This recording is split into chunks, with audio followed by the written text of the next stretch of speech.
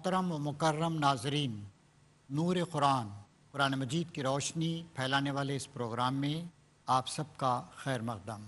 اللہ کرے اللہ کے کلام کو سمجھنے کی ہماری یہ کوشش کامیاب ہو۔ اس پروگرام کا جو مسلسل ہو رہا ہے، مقصد یہ ہے کہ قرآن مجید کے پڑھنے کا ذوق ہم سب میں پیدا ہو اور عام فہم انداز میں قرآن مجید کے مطالب کو، اس کے مفاہیم کو آپ سب کے سامنے پیش کیا جائے۔ کوشش کریں کہ اس پروگرام سے پورے طور سے فائدہ اٹھانے کے لیے قرآن مجید مع ترجمہ آپ کے سامنے رہے۔ سورہ الحج جو قرآن مجید کی 22ویں صورت ہے، زیر مطالعہ ہے۔ اس صورت کا پہلا حصہ مکے میں اور بعد کا حصہ مدینے میں نازل ہوا تھا۔ اس میں مشرکین سے خطاب کیا گیا ہے جو مذبذب مسلمان تھے، جو اگرچہ کہ اسلام کی حقانیت کے قائل ہو چکے تھے لیکن بہت زیادہ اس کے لیے قربانیاں دینے کے لیے تیار نہیں تھے۔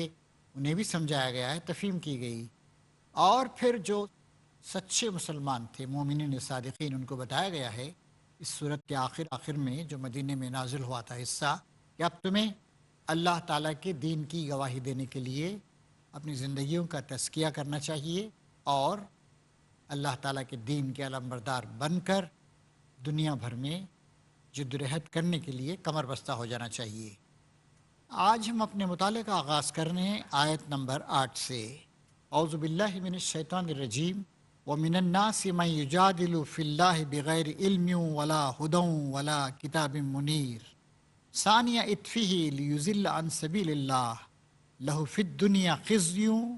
بعض اور لوگ ایسے ہیں جو کسی علم اور ہدایت اور روشنی بخشنے والی کتاب کے، علم یعنی براہ راست اس کو چیزوں کا علم ہو، ہدایت علم کے ذریعے جو ہدایت حاصل ہوتی ہے یہ کسی جاننے والے کے ذریعے سے، اور روشنی بخشنے والی کتاب وحی الہی کی روشنی میں جو کتابیں آئی ہیں، ان کے بغیر گردن اکڑائے ہوئے، استکبار کے ساتھ، تکبر کے ساتھ، ضد کے ساتھ، ہٹ دھرمی کے ساتھ خدا کے بارے میں جھگڑتے ہیں۔ کچھ لوگ ایسے ہیں تاکہ لوگوں کو راہ خدا سے بھٹکائیں۔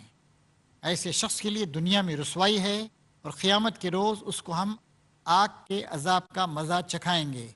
مکے میں بھی یہ صورتحال تھی، بعد میں بھی یہ صورتحال رہی، آج بھی یہ صورتحال ہے دنیا بھر میں۔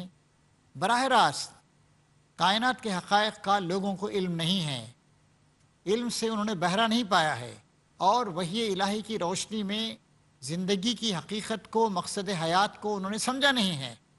لیکن وہ بڑے فلاسفر، بڑے تھیورسٹ اور بڑے لیڈر بنے ہوئے ہیں اور لوگوں کو راہ خدا سے بھٹکا رہے ہیں اور اللہ تعالیٰ کے بارے میں جھگڑتے ہیں، طرح طرح کی باتیں بناتے ہیں، چوٹیں کستے ہیں۔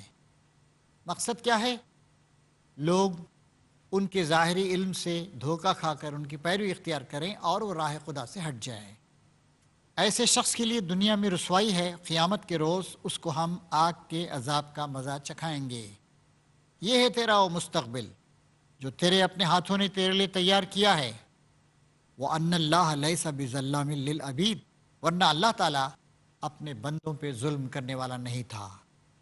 مطلب یہ ہے کہ آدمی صحیح علم حاصل کرنے کی کوشش کرے، آدمی ہدایت کا طلبگار ہو، آدمی وحی الہی کی روشنی میں اپنی زندگی کی حقیقت اور اپنی زندگی کے مقصد کو سمجھے، نبی کے ذریعے سے جو ہدایت آئی ہے اس سے استفادہ کرے، اور اس کی بنیاد پر اس کو اس بات کا حق ملتا ہے کہ لوگوں کی ہدایت اور رہنمائی کا کام کرے۔ اگر یہ چیزیں اس کے پاس نہیں ہیں اور اس نے اپنے مذمومات، اپنے گھڑے ہوئے خیالات یا اپنے گمراہ کن فلسفوں کے ذریعے سے اگر لوگوں کو بہکانے کی کوشش کی اور انہیں دنیا پرستی کا شکار بنا دیا اور ان کا ذہنی استحصال، مینٹل ایکسپلائٹیشن کیا، تو ایسے شخص کے لیے زبردست عذاب ہوگا۔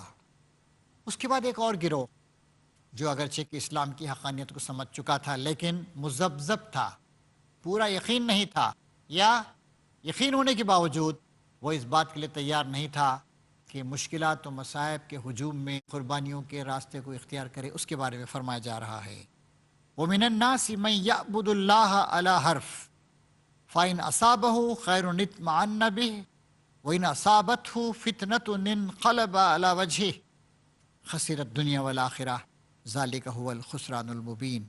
اور لوگوں میں کوئی ایسا ہے جو کنارے پر رہ کر اللہ کی بندگی کرتا ہے، یہ ایسا قائل نہیں ہے کہ قربانیاں دے، تکلیفیں اٹھائے، اپنی جان کو جھونک دے اس کام کے لیے۔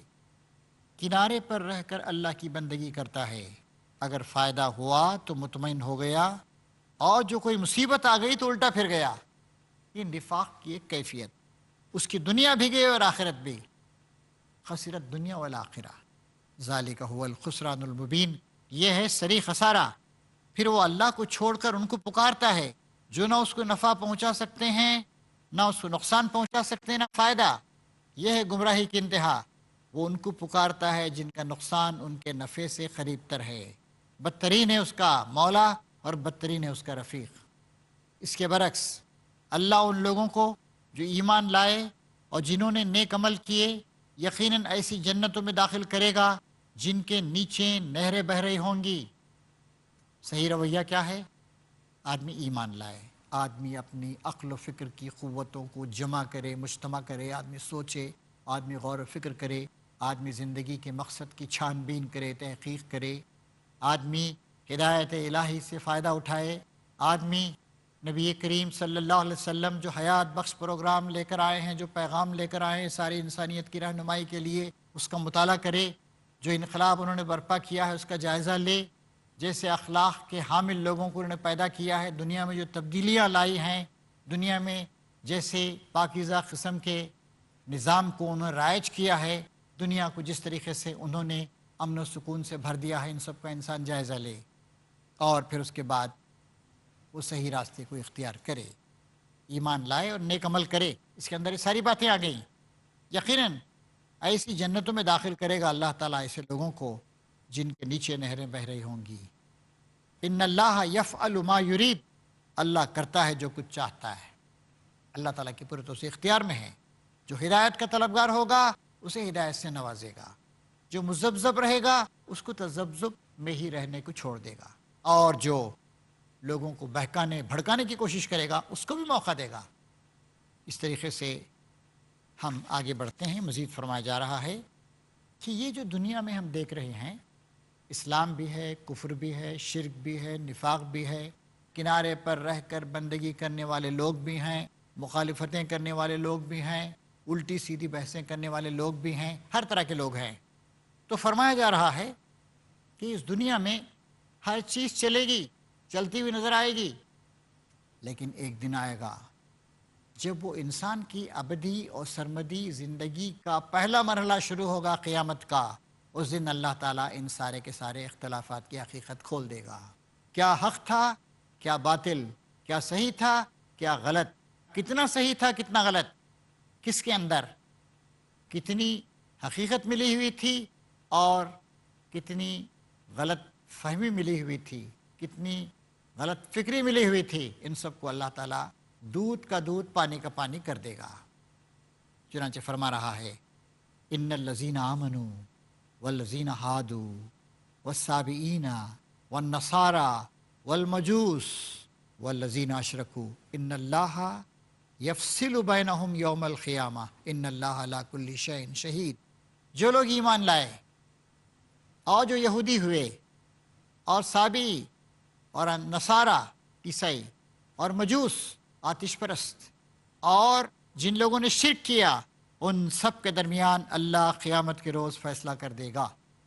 محترم حاضرین، قرآن مجید کے مطالعے کے شائقین، اہل ایمان بھائیوں، غور کیجیے، اصل فیصلہ اللہ تعالیٰ کے پاس ہوگا۔ یہاں کفر بھی چلتا ہے، ایمان بھی پروان چڑھتا ہے۔ یہاں کبھی کبھی رات آتی ہے، فکر کی ایسی تاریک رات کے عرصے دراز تک یہاں پر کفر سربلند رہتا ہے، یہاں پر اچھے لوگوں پہ ظلم بھی کیا جاتا ہے، برے لوگ برسر اقتدار بھی رہتے ہیں۔ اصل یہ چیز نہیں ہے، اصل یہ ہے کہ اللہ تعالیٰ قیامت میں فیصلہ فرمائے گا۔ تو محترم ناظرین، اس وقت ایک بریک کا وقت ہے، ہم ایک چھوٹا سا بریک لیں گے، تب تک آپ ان باتوں پہ غور و فکر کرتے رہیے۔ بریک کے بعد دوبارہ ہمارا مطالعہ قرآن جاری رہے گا۔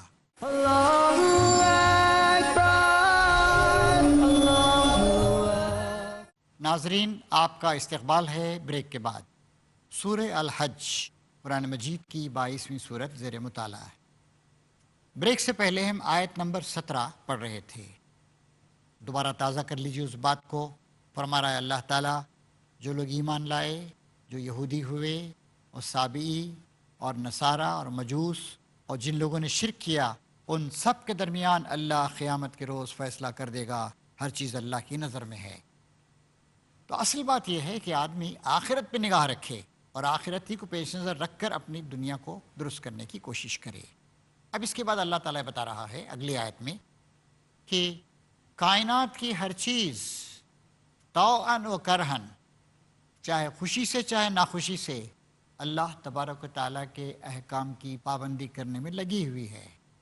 انسان کا معاملہ ذرا مختلف اس لحاظ سے ہے کہ انسان کو اللہ تعالیٰ نے ارادے کی آزادی دی ہے، انسان کو عقل دی ہے، سمجھ دی ہے، موازنہ کر سکتا ہے، کمپیریٹو اسٹڈی کر سکتا ہے، حق اور باطل کے درمیان تمیز کر سکتا ہے۔ دنیا میں بہت ساری چیزیں تو وہ ہیں جو بے جان ہیں، ان اینیمیٹ ہیں، ان کے اندر احساس نہیں ہے، شعور نہیں، عقل نہیں، جس چیز کے لیے بنائی گئی اس کی تکمیل کر رہے ہیں۔ پھر کچھ نباتات ہیں، وہ بھی مجبور ہیں، جن اصولوں کا پابند کر دیا گیا ہے اس سے ہٹ نہیں سکتے ہیں۔ وہ حیوانات ہیں، وہ بھی مجبور ہیں۔ ایک شیر کو آپ بھوکا رکھیے، گھاس دیجئے، مر جائے گا لیکن گھاس نہیں کھائے گا۔ ایک بیل کو آپ گوشت کھلانے کی کوشش کیجیے، مر جائے گا لیکن نہیں کھائے گا۔ وہ پری کنڈیشنڈ ہیں، ان کی فطرت کو متعین کر دیا گیا ہے۔ فرشتے اللہ تعالیٰ کے مطیع فرمان کبھی نافرمانی نہیں کرتے، نافرمانی کرنے کی ان کے اندر صلاحیت ہی نہیں ہے۔ انسان کا معاملہ صرف ایسا ہے کہ وہ فرما برداری بھی کر سکتا ہے، نافرمانی بھی کر سکتا ہے۔ اب دیکھیے اللہ تعالیٰ فرما رہا ہے کہ دنیا کی بیشتر چیزیں اللہ تعالیٰ کے آگے جھکی ہوئی اس کی فرما برداری کر رہی ہیں۔ فرماتا ہے 18ویں آیت، کیا تم دیکھتے نہیں ہو کہ اللہ کے آگے سر بسجود ہیں، سجدہ کر رہی ہیں وہ سب جو آسمانوں میں ہیں اور جو زمین میں ہیں، سورج اور چاند اور تارے اور پہاڑ اور درخت اور جانور اور بہت سے انسان اور بہت سے وہ لوگ بھی جو عذاب کے مستحق ہو چکے ہیں۔ اب یہ جو بتایا جا رہا ہے کہ ہر ایک چیز اللہ تعالیٰ کو سجدہ کر رہی ہے۔ سجدہ کیا ہے؟ سجدہ تابعداری کا اعلان ہے، علامت ہے۔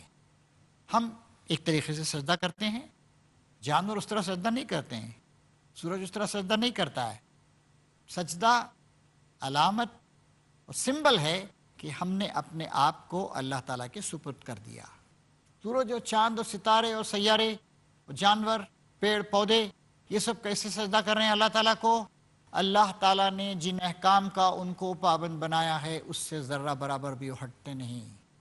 یہ سب کی سب چیزیں تسبیح کر رہی ہیں۔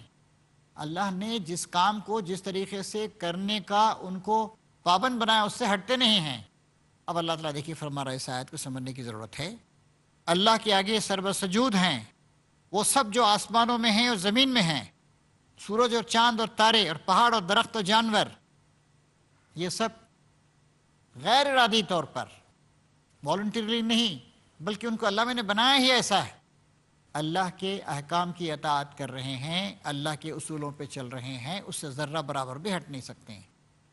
اور بہت سے انسان، ہاں بہت سے انسان اللہ کو سجدہ کر رہے ہیں، اور بہت سے وہ لوگ بھی جو عذاب کے مستحق ہو چکے ہیں۔ کیا مطلب؟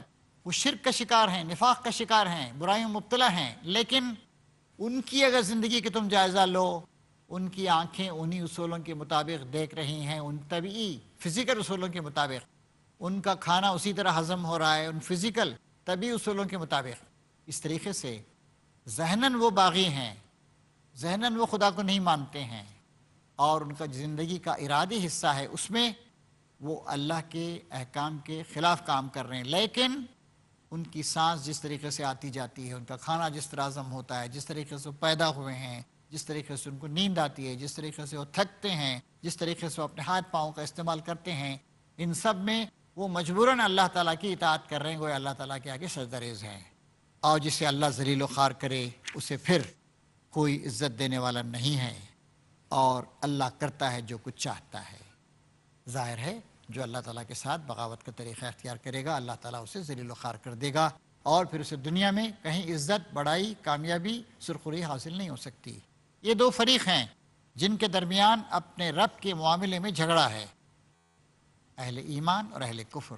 ان میں سے وہ لوگ جنہوں نے کفر کیا ان کے لیے آگ کا لباس کاٹا جا چکا ہے، ان کے سروں پر کھولتا ہوا پانی ڈالا جائے گا جس سے ان کی کھالیں ہی نہیں پیٹ کے اندر کے حصے تک گل جائیں گے، اور ان کی خبر لینے کے لیے لوہے کے گرز ہوں گے۔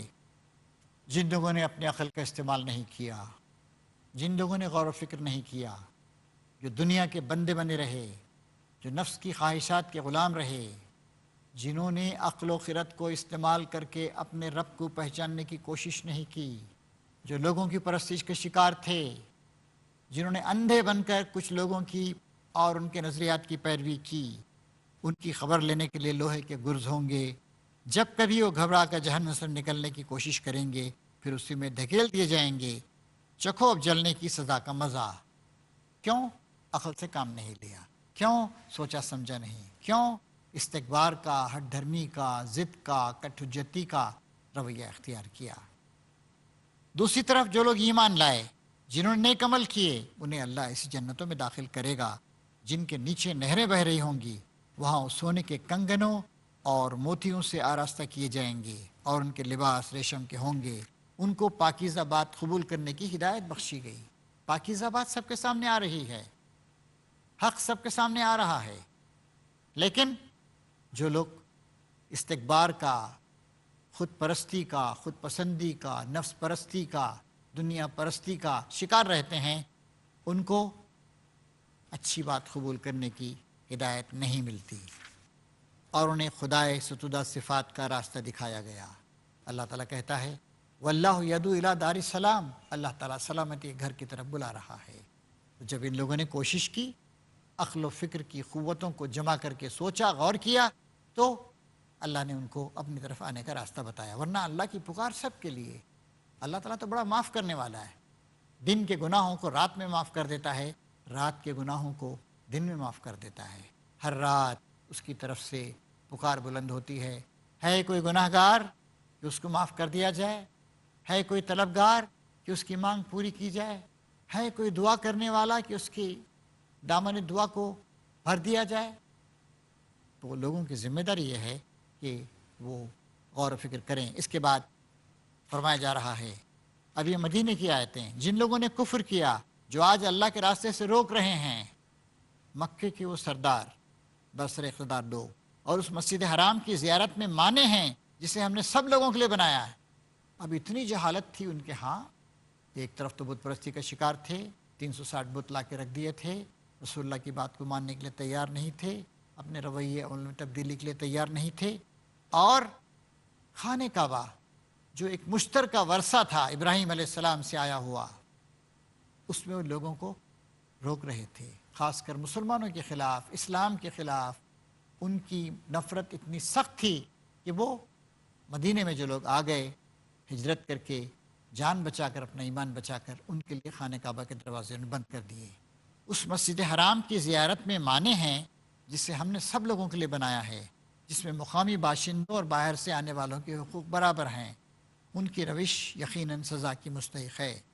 اور اس مسجد حرام میں جو بھی راستے سے ہٹ کر ظلم کا طریقہ اختیار کرے گا، نذقہ من عذاب علیم، اسے ہم دردناک عذاب کا مزہ چکھائیں گے۔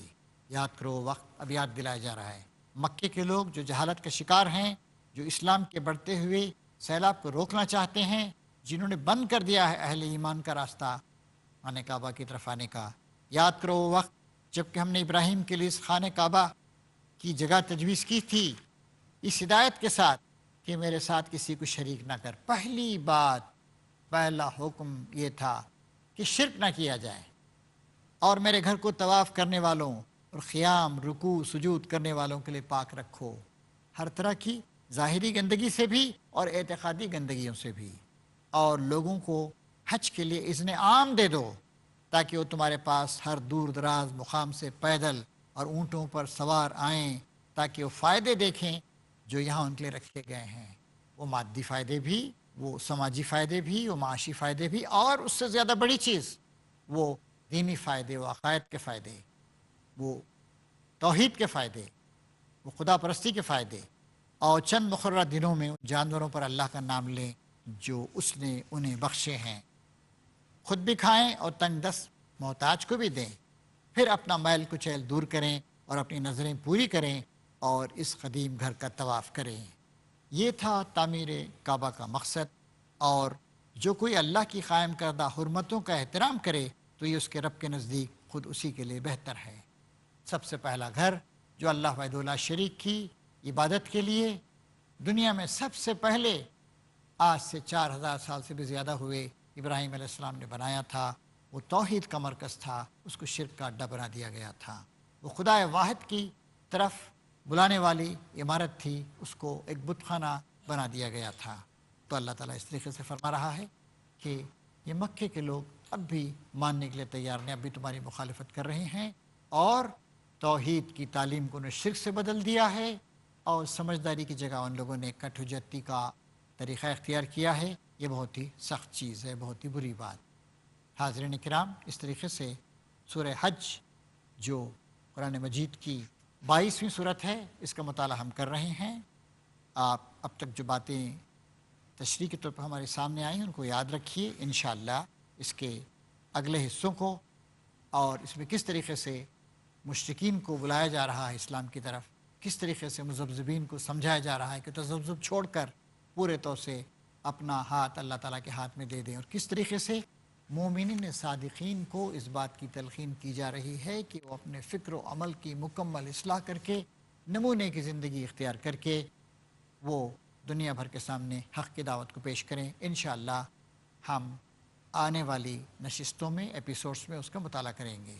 اللہ تعالیٰ سے دعا ہے کہ اللہ تعالیٰ ہماری اور آپ کی رہنمائی فرمائے، ہمیں حق کو سمجھنے اور حق کو اختیار کرنے کی توفیق عطا فرمائے، ہمیں ہر طرح کی خرابیوں سے، کمزوریوں سے، فکری کمزوریوں سے، عملی کمزوریوں سے محفوظ رکھے، اور تذبذب سے بچائے، وہ تذبذب جو تباہ و برباد کر دیتا ہے، اور مومن صالحین بن کر کام کرنے کی توفیق دے۔ آمین یا رب العالمین۔ وآخر دعوانا ان الحمد للہ رب العالمین۔